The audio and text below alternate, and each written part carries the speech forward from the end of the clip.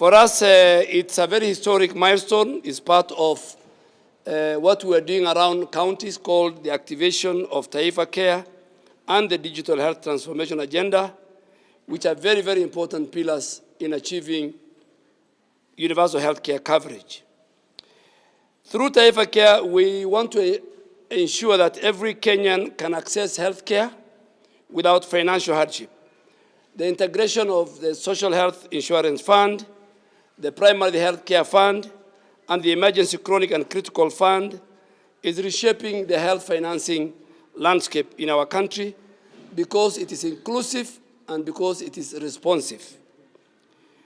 The Social Health Authority, which is very central to this transformation, has of today registered 24.7 million Kenyans. They have already enrolled that number. And out of these, over 6 million Kenyans have underwent through the mean testing with an average contribution of 590. That is why the governor is paying close to 40,000 for her Social Health Authority Insurance Fund. That's why I'm paying over 35,000. And that is why Mama Mboga, when she goes through the mean testing, average is 590. So our commitment to make sure that healthcare is accessible, is equitable, and is affordable has come to pass. And this is a very clear sign of public trust in the system.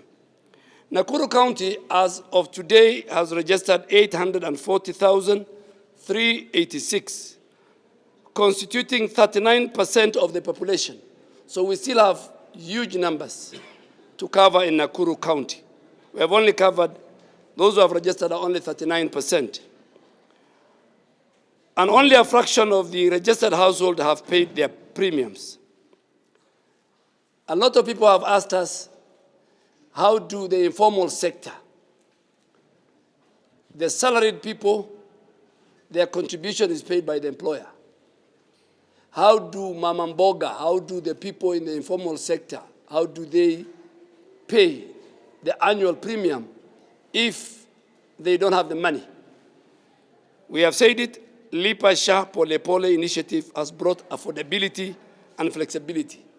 And I want to tell the people of Kenya, every day between 8,000 to 10,000 Kenyans in the informal sector pay their annual premium.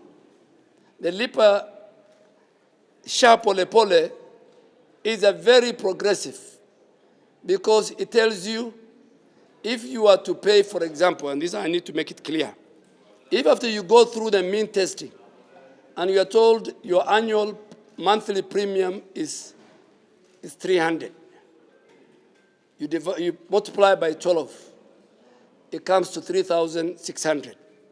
Then you pay 4 months in advance. Then the balance, you are told, do you want to pay weekly, monthly, or daily? And last night you could see in our system, there are Kenyans who went through that system, and daily they are paying 10 shillings, 15 shillings. And at the end of the day, the system will tell you pay. If you don't pay that day, the next day you'll pay double, 20 shillings.